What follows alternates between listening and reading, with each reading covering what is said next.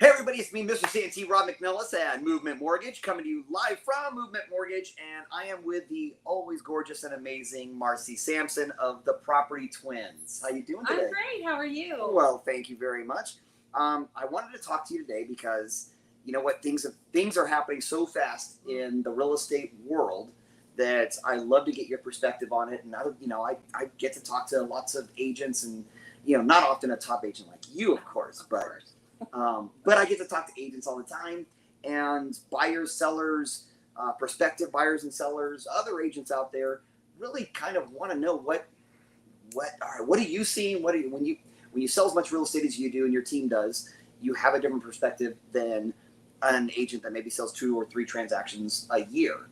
Right. So that's a valuable commodity that you have, being a well-versed and highly respected professional in the industry. Mm-hmm. So that's the reason I wanted to have you on here, and thank you so much for doing this. Well, thanks for having me. This is great. So what are you, with that in mind, all right, where do you see things going right now? What's the change in your perspective? What are you seeing in the marketplace?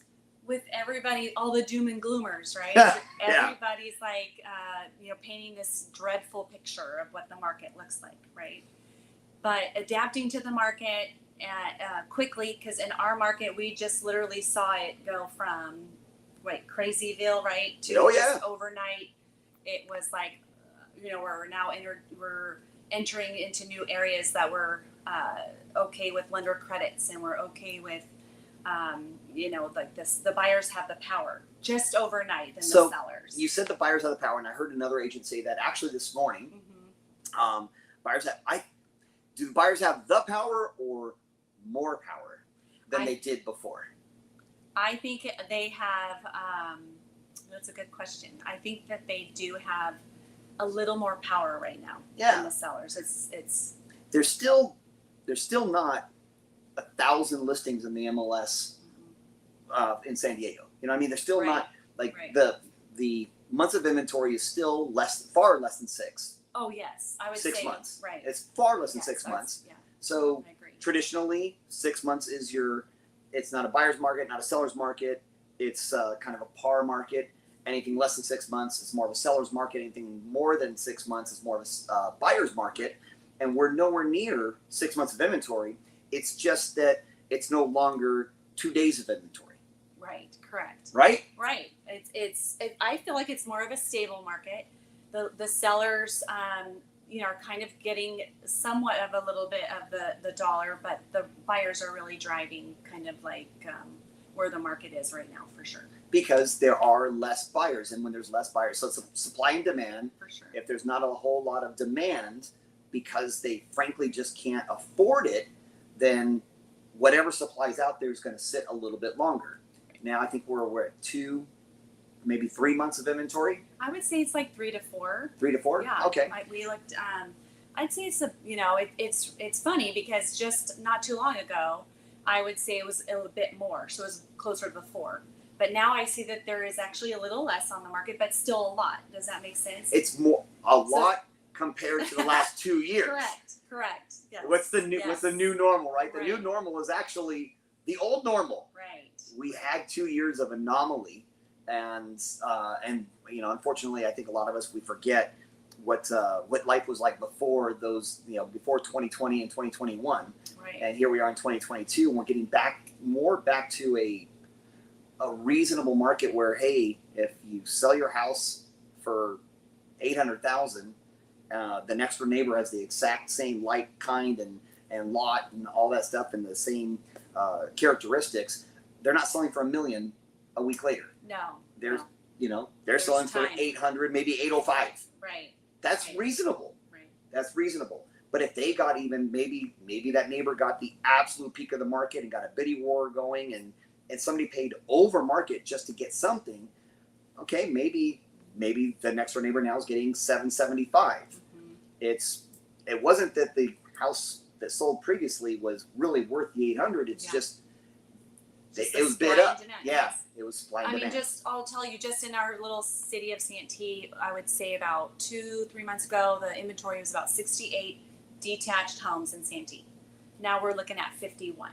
So it's still kind of a lot, what we're used to, but the inventory has gone down. Yeah. So it's showing me that houses are selling and there's not a lot coming back on. So we're right there. How much of that is also seasonal? Because traditionally, school lets out. Mm-hmm. That's when sellers come to the market and they put more on the market. And then as you get later into the beginning of fall, kids back to school. They're back to school. Nobody wants to sell the house. I mean, that's been traditional. That's been that's the way it always was, except for the last 2 years when there was nothing on there because there was just nothing available because buyers were buying it faster than they can get in there. So it makes sense that you say that it went up, the inventory went up, and it's now coming back down because that's just a normal market. Right. Holiday season, we used to say that, sellers, it's more of a buyer's market during the holiday season because you're selling your house during the holiday season, not because you want a bunch of people walking through your house during the holiday season. Yeah. You're selling because you have to sell. You have to sell, and there's buyers looking that have to spend the money maybe for tax purposes or anything. But they are selling if they have to sell before December. Yeah. Having it close before, I guess, say January 1st. But for tax purposes, we're busy sometimes in December. Actually, a lot of the times I feel like I'm busy. Yeah. Well, once again, that's because you do things a little bit better than the average bear does. So that speaks highly to your qualifications and accolades. All right. So you've seen a few more houses on the market than you did last year, the year before. Oh, yeah. But once again, if we go seasonally adjusted to a normal real estate season, it's still low in comparison because it's just sellers have 2 years. It's a blink of an eye in the real world, but in our world, it's like forever. Well, my neighbor, 6 months ago, they sold their house in a day.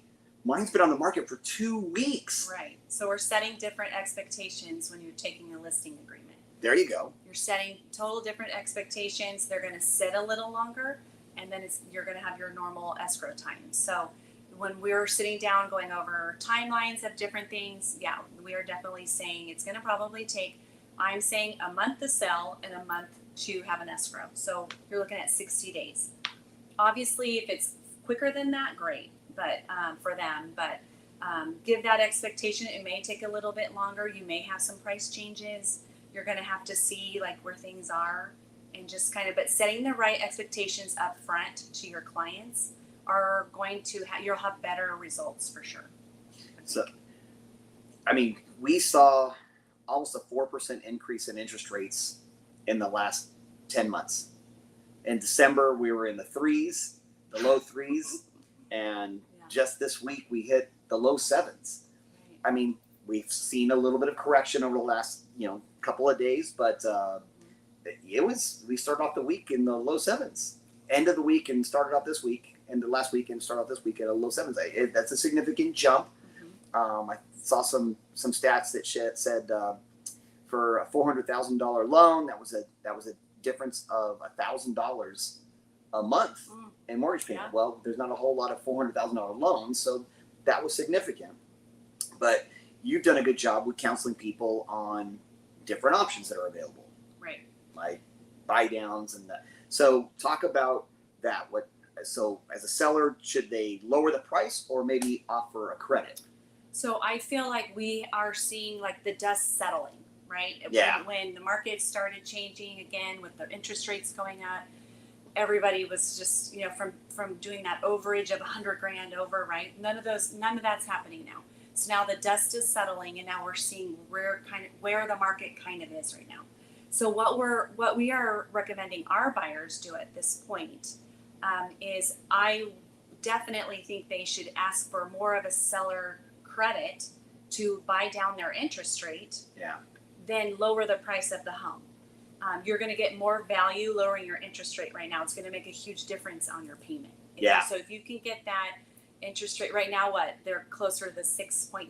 They're a little bit higher. 6 and 7 8 in there. Whatever that is today, it doesn't really matter But if you can buy down their interest rates in the fives, it's going to make a huge difference in your payment. Yeah. So lowering it $20,000 on a purchase price. You think about a $20,000 seller credit was like, oh my gosh, no way we could ever ask that. You could not ask for that. You crazy? Oh yeah. That would be insane.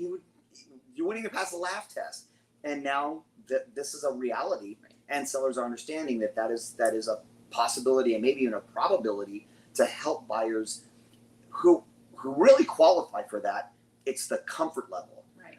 Having done loans for so long, one of my standard questions comments is, even though I can qualify you for $1 million mortgage, it doesn't matter if you're not comfortable with $1 million mortgage payment. Right. So where do you feel comfortable? And more often than not, they feel comfortable at a lower payment than I can actually qualify them for.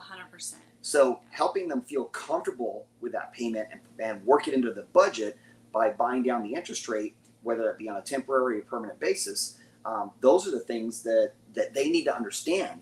And that's the new normal. Which is showing you why it's more of a buyer's market, because we've not asked for that for quite They some time. haven't been able to. So now it's shifting for us. We're able to try to come up with ideas of how we can make this deal work with the seller, and having those talks with the agents up front and saying, hey, is your seller willing to get your number, but can you help the buyer too get their number? And if we can get a seller credit of say $20,000 to help with their rate, this deal will work, And so most of them, I would say a lot of the sellers, unless you're up against multiples, but a lot of the sellers are still they're on board with it. So I think some of it, just the analytics of it show that sellers are still, they want to hit a number mentally. Right. Like, my house is worth this. That's what I need to sell. Even if they give a big credit, they still mentally, they're able to sell it for that price.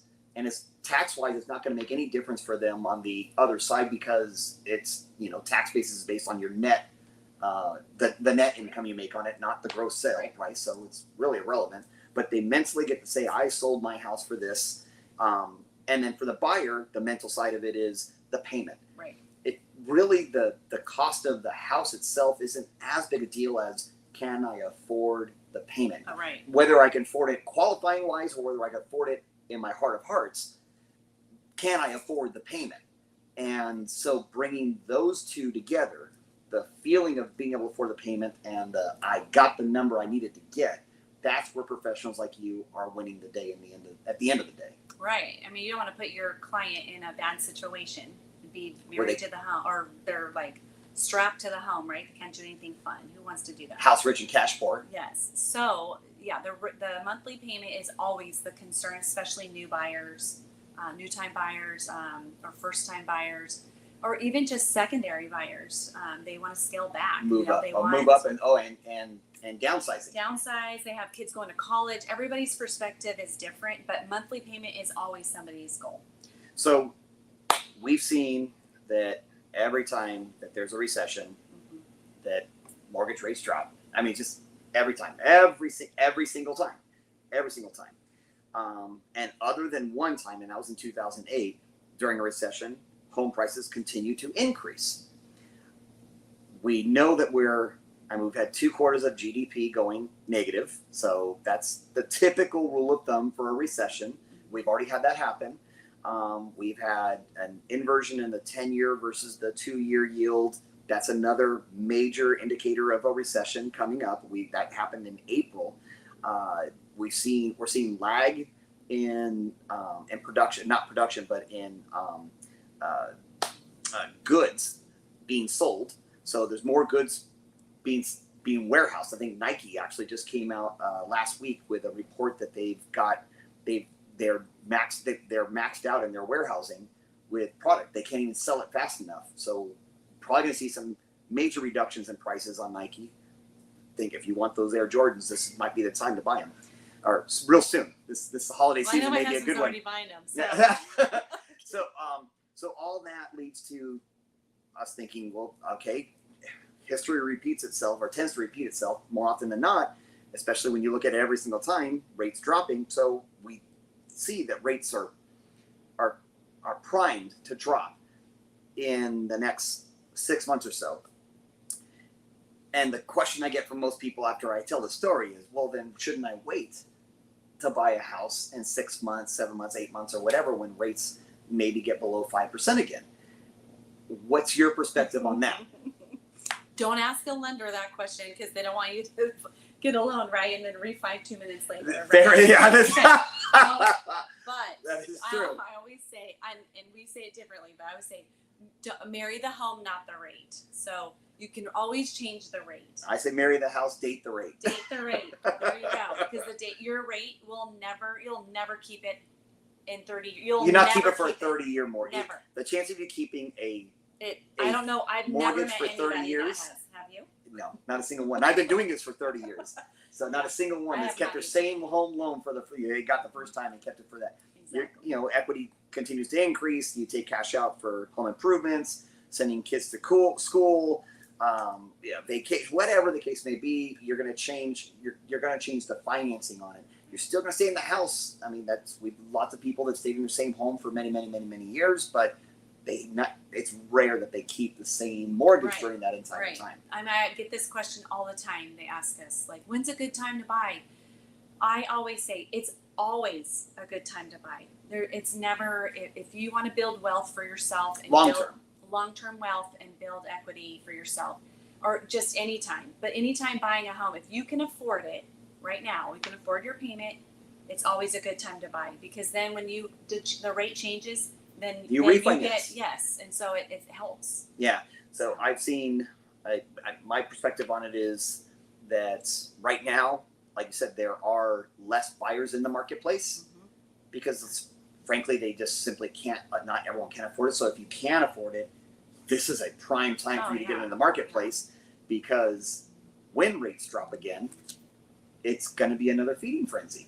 And you're already paying down you're building the start of the equity, right? Yeah. So you're paying it down, that who cares what the market is doing? It only matters when you sell. So I don't care what the market's doing. You don't buy a house to sell it in 1 year. No. You need it for at least 5 years right now. I wouldn't say it's a good, if you're going to sell it within 5, I would say hold on.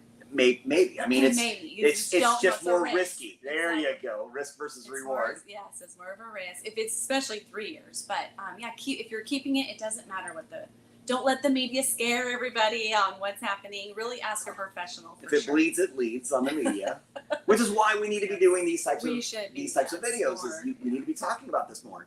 Look at producer Joe. He's pimping you out there, putting your phone number out there to everybody. Oh gosh. So with all the media scare, and that's exactly what they do, is they just pump out information. Oftentimes it's sales are down. Well, yeah, but unit count is down. So there's going to be less sales if there's less houses to sell. We still look at millennials being the largest buying segment in the nation, and that is the one population that's getting to that 27 to 34 age bracket for the next 3 more years in the greatest amounts. So it's still, that number's still going up for the next 3 years. Each year it's getting bigger and bigger. So you have more people, more household formations coming into the marketplace without enough homes being built to come anywhere near keeping up with that. I was Will Rogers, I think it said, buy land because they're not making any more of it. Oh. I mean, that's buy land. They're not making any more of it. Well, that's kind of a reality of today's world. We have more household formations that are coming into the marketplace, including San Diego. Now, Phoenix, Seattle, San Diego, Las Vegas, I think because the market got so hot so fast and went up so high, rate adjustments at these higher elevated prices have a bigger impact. So it may take, it's going to take some lower rates to help more people get back into the marketplace, but it's going to happen. So if you can take advantage of it now, like you said, this is always the time. When should you buy a house? When you can afford it. Yes, anytime. It doesn't matter what's going on. And always talk to somebody in the industry that is actually working it full time, knows what's going on in the market. There's a lot of people, I think, that are in people's ears that are giving bad advice. Oftentimes it's people that don't own a house because they want the market to crash. And I think that they think they know what's going on. They watch the news or whatever. But those people really truly don't know what's going on. Like I'd love to sit down and go over it with people, because we do this every day. You and I. So we understand it and stuff. But getting good advice is to speak to somebody who actually works in the market every single day. And that's what they do. Yeah. Not their dog's hair groomers, Yeah. best friend's Or brother I was say friends. sold a house one time and they told me this. Yeah. No, it's the people that are really in the trenches, see what's going on every day, and have some numbers behind them. Because I don't know about on your side. I mean, on our side, on the loan side, we still have $1 million producers. Right. I mean, right. $100 million producers. The loans are still being done. Houses are still being sold everywhere. It's happening because you got to live somewhere. Right. And rents are not going down. Okay. Right. Rents are going up and up and up. So where are you going to live? If you don't own it, if you own it, you could at least control Right. that side of it. You can control that payment. When you just rent it, you're a servant to Yeah. the landlord. Yeah. And if the saying, if there's a will, there's a way. Amen. Right? So if we can find it, there's definitely several ways you can find money. Everybody's like, I don't have that down payment. Well, what are ways you can get in? So those are the questions they should be asking that somebody wants to get into the market. What should I be doing? Where can I pull this money from? Mm-hmm. Right. Obviously, retirement is a great way. Absolutely. You don't get penalized right now. There's different tax sources that we could go over and help everybody and understand it. But there's just a lot of different things that we're helping our buyers so that we have a buyer exactly right now pulling from their retirement, so they're able to, and we actually got them a $20,000 credit for to buy down their rate. And so now these people wrote an offer and we got it accepted today. And this is exactly what they did. They pulled from just to get their closing costs money. And now we got them a $20,000 credit to buy down the rate. So these people are looking just as good as the people that did a few months ago. Yep. And then, so you have retirement. I've seen a lot of gift of equity. Gifts, yeah. Mom and dad are moving out of state Yeah. and selling the house and don't need necessarily all the equity to buy a house where they're going. So the kids are coming in and buying that house and they're gifting that equity, nice. which helps them with their down payment and closing costs. USDA, VA loans, these are all 100% financing. Cal HFA has down payment assistance, closing cost assistance. So yeah, there are options out there. Yes. It's just a matter of being ready, willing, and able to step out and do something. Right. Waiting, I don't believe is probably the best and most prudent thing to do, but when you're comfortable, that's when it's time. Yeah. I get it all the time. Like, I'm never going to be able to do it. No, yes, you can. If you put your mind to it and ask the right questions, you can get in no time. That's not a problem. I'm talking to good lenders and great lenders like you guys. Gifts from family members. Yeah. I mean, there's always options. I know there is. You got that grandparent or parent or rich uncle. What else do you have here? I see you got some notes. Did we cover all your? Let me see. I think we did. I think we, asked for, I think we covered everything because, I think it's important to buy a home. It was always something that I've always wanted to do. And I was able to do it when I was younger. And so, I was 22 years old. And to build it at a young age and then to keep that your whole life, my mom is, I won't say her age, but she's older. And beautiful. And so she's sitting on a house that's, paid off, and it's a lot. I mean, there's so much you can do with owning a home or having equity with a home. Yes. It's building your equity and your wealth. And if you can do it, I'd say pull the trigger. Pull the trigger. Yeah. Well, thank you very much for joining me today. Thank you. I hope everybody got a good lesson from Marcy. I always do because she scolds me all the time. But until next time, Rob McNelis, and this is Marcy Sampson, and we will see you all very, very soon. Take care. Have a wonderful day. Bye.